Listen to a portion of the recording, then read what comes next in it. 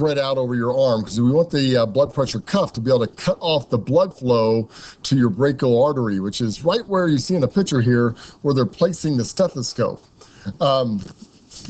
After you have done that, what you're going to do is you're going to righty-tighty, lefty-loosey on the old knob down here. So if you look at the, let me see if I get this going. If you look at there, down here on the little bulb, there is a little knob that you can turn. So if you turn it all the way to the right, you will tighten that up. And then I want you to squeeze the bulb really, really, really fast to start pumping up that blood pressure. Now, when you put on the stethoscope, if you notice, the earpieces actually face forward, so you want them facing forward into your ears. And since we don't have the greatest stethoscopes in the world here, press the disc of the stethoscope pretty hard on the brachial artery of the arm when you're doing this, and you'll hear those thumps as you go along.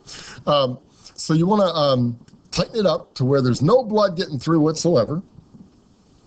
And then, usually the systolic pressure, or the highest blood pressure, that's the blood pressure you're going to have when your arm is all pumped up and you're just trying to get the blood to go through the very, very first, is about 120 millimeters of mercury.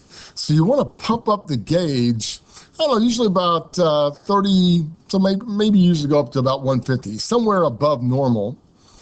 And then once you get it up there and you've cut off the person's blood flow, and I don't pump it up too much, you hurt their arm, but slowly let the air out of the cuff by taking that same knob where I'm pointing to down here, okay, and taking it lefty-loosey. So just let it go a little bit, let the air slowly go out of it, and listen for the first thump that you hear, because that when the pressure gets low enough in the cuff, it's going to let blood shoot through the brachial artery, and you're going to hear that in the stethoscope. So you'll hear this dun-ump.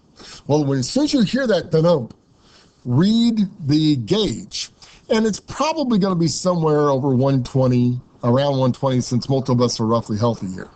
Now, you're going to keep hearing this thump, thump, thump, thump, but it's going to get softer and softer as the pressure goes down.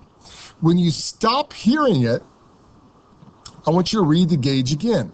It's probably going to somewhere be around 80, because 120 over 80 is normal for most people. Now, it could be in a range, but that's sort of what you're looking for.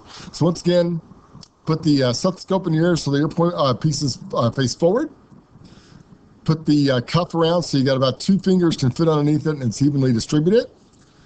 Take the valve, go righty-tighty, and start pumping it up really, really fast. Go about 30 millimeters of mercury above normal for that person. Then, once you get their blood pressure or the blood cut off to their arm, slowly let the pressure out and listen for that first thump. As soon as you hear the first thump, read the gauge. It's probably going to be somewhere around 120-ish. Keep listening, and when you don't hear the thump anymore, read the gauge again, and that's the diastolic pressure. And once again, somewhere around 80 is what that should be. So this will be a question on the test, so make sure you know how to do that. Hope you have a great day. Bye.